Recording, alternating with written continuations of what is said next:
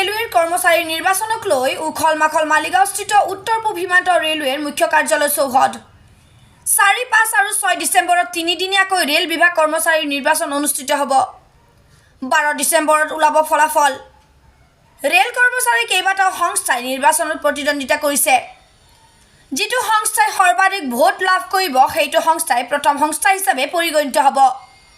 যোৱা নিৰ্বাচনত NF ৰেলৱেৰ এম্পলজুছ ইউনিয়নে 54% ভোট পাই প্ৰথম সংগঠন হিচাপে পৰিগণিত হৈছিল। ৰেলকৰ্মী বিভিন্ন সা সুবিধা অভাৱ আদিৰ দাবীৰে আন্দোলনৰ জৰিয়তে ৰেল বিভাগক জবাবদিহি কৰে এম্পলজুছ ইউনিয়ন। এইবেলি 65% ভোট লাভ কৰিব বুলি এম্পলজুছ ইউনিয়নৰ সম্পাদক মুনিন শইকীয়াই আশা কৰিছে।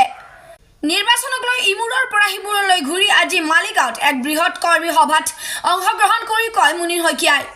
এইবাৰ আমাৰ 11 বছৰ পিছত 4-5 চনত আমাৰ ট্ৰেড ইউনিয়নৰ ইলেকশ্যন হ'ব গৈ আছে আৰু মই যোৱা এমাহ ধৰি গোটেই NF ৰেলৱেতে কাহিয়াৰৰ পৰা লিডু পৰ্যন্ত মই ঘূৰিছোঁ আৰু ঘূৰি এইটো অন্তত মই নিশ্চিত হৈছোঁ যে এইবাৰ আমি যিধৰণে ৰাইজৰ ৰেল কৰ্মচাৰীৰ সঁহাৰি পাইছোঁ এইবাৰ এই NF ৰেলত এটলিষ্ট NF জোনত আমি 65% ভোট পাম আৰু অন্য সংগঠনৰ কোনো চিন্তাবিয়াদ নাথাকে।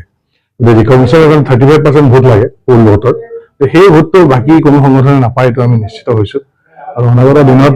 ৰেলৱে কৰ্মচাৰীৰ কাৰণে কাম কৰাৰ কাৰণে ৰেছপনচিবিলিটি আৰু দায়িত্ব আমাৰ বেছি বাঢ়ি যায়। আৰু আজি চবচে ডাঙৰ কথা হৈছে যে মানুহে আমাক কি কাৰণে ছাপোৰ্ট দিছে যে অন্য এটা সংগঠনে চৰকাৰে যেতিয়া UPS আনিলে, UPS গুচাই যেতিয়া UPS আনিলে তেতিয়া চৰকাৰে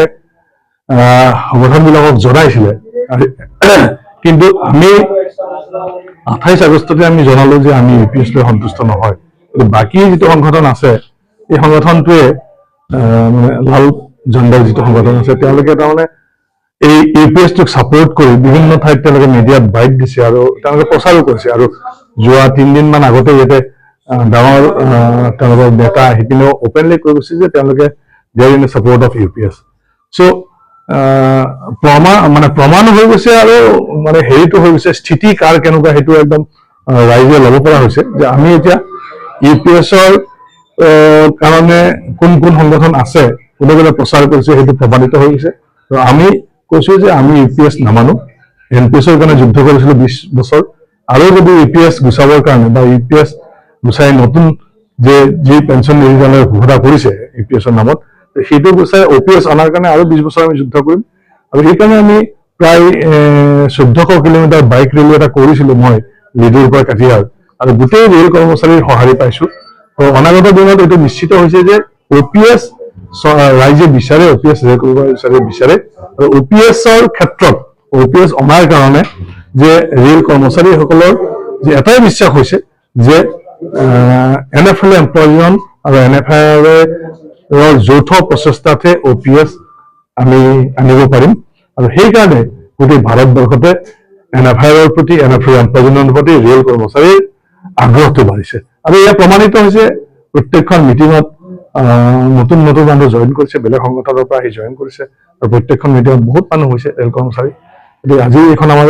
গুৱাহাটীত শেষ মিটিং আছিল, ইয়াতো প্ৰায় বহুত মানুহ হৈছে, আপোনালোকে দেখিছে। তো আমি খুব কনফিডেণ্ট যে 4-5 তাৰিখে যি ভোট হ'ব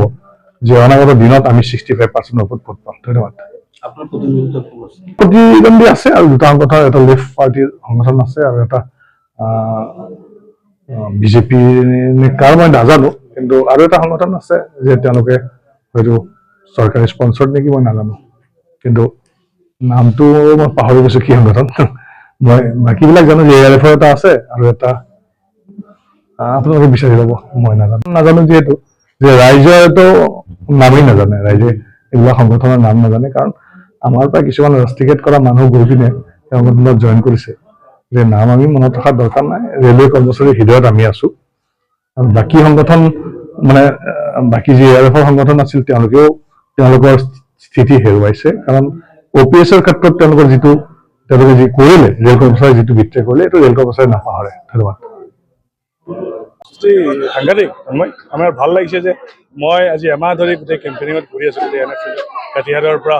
যোগবাণীৰ পৰা আগৰতলাৰ পৰা তিনিচুকীয়ালৈ বুজিলোঁ। মই দেখিছোঁ যে গোটেই ৰেল কৰ্মচাৰী এইবাৰ যোৱাবাৰ আমি 54% ভোট পাইছিলোঁ, এইবাৰ মিনিমাম তুমি লিখি থোৱা যে 12 তাৰিখে আমি আকৌ মিডিয়া তোমাৰ ওচৰত আহিম যে আমি মিনিমাম 65% ভোট আমি পাম আৰু এইবাৰ নিশ্চিত যে অন্য সংগঠনৰ কোনো অস্তিত্ব নাথাকে কাৰণ এটাই কাৰণ বাকী সংগঠনবিলাকে তেওঁলোকে নিজৰ বেনিফিটৰ কাৰণে কাম কৰে কিন্তু আমি নিজৰ কাৰণে নহয় আমি ৰেলৱে এমপ্লয়িজৰ সুবিধাৰ কাৰণে কাম কৰোঁ আৰু বিশেষকৈ ডাঙৰ ঘটনা হ'ল যে যিটো চৰকাৰে এটা সিদ্ধান্ত দিলে UPSৰ সিদ্ধান্ত এই সিদ্ধান্তটো এটা মানে সিদ্ধান্ত যিটো আমি মানি ল'ব পাৰোঁ কাৰণ UPSটো এটা খুব ডেঞ্জাৰাছ বস্তু কাৰণ ৰেলৰ কৰ্মচাৰীয়ে যিবিলাক 10% পইচা কাটি ৰাখিব সেই পইচাটো চৰকাৰে ঘূৰাই নিদিয়ে এইটো এটা কনফিউজন চলি আছে কিন্তু সেই মুহূৰ্ততে অন্য সংগঠনৰ ডাঙৰ ডাঙৰ নেতাবিলাকে আহি কৈ গ'ল ছাপোৰ্ট কৰি গ'ল UPSক গতিকে এইবাৰ ৰেল কৰ্মচাৰী যিহেতু আমি UPSৰ কাৰণে UPS হটাবলৈ যুদ্ধ আমি আৰম্ভ কৰিছোঁ আমাক না NPS লাগে না UPS লাগে আমি OPSৰ যুদ্ধ আছিল আৰু OPSৰ যুদ্ধ আমি কণ্টিনিউ ৰাখিম অনাগত দিনত গতিকে ৰেল কৰ্মচাৰী বুজি উঠিছে যে OPS যদি ইমপ্লিমেণ্ট কৰিব লাগে তেনেহ'লে NFL এমপ্লয়িজনৰ লগত থাকিব লাগিব আৰু জয় আমাৰ নিশ্চিত কিমান পাৰ্চেণ্টেজত জয় হওঁ সেইটো মাত্ৰ আৰু কি অসুবিধা কৰ্মচাৰীৰ অসুবিধা বহুত আছে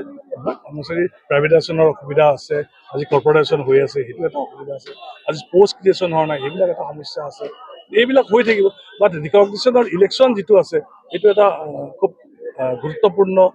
সিদ্ধান্ত ৰেল কৰ্মচাৰী ল'বলৈ গৈ আছে অনাগত দিনত এটা পজিটিভ ট্ৰেড ইউনিয়ন মুভমেণ্ট চলোৱাৰ যিটো আমাৰ আইডিঅলজি সেইটো আমি একেই কণ্টিনিউ কৰিম কোন তাৰিখত নিৰ্বাচন 5 তাৰিখে আমাৰ নৰ্মেল নিৰ্বাচন 6 তাৰিখে ড্ৰাইভাৰবিলাক ৰানিং ষ্টাফ ফলাফল 12 তাৰিখে দিব নিউজ ডেস্ক ৰিপৰ্ট ইত্যাদি A to Z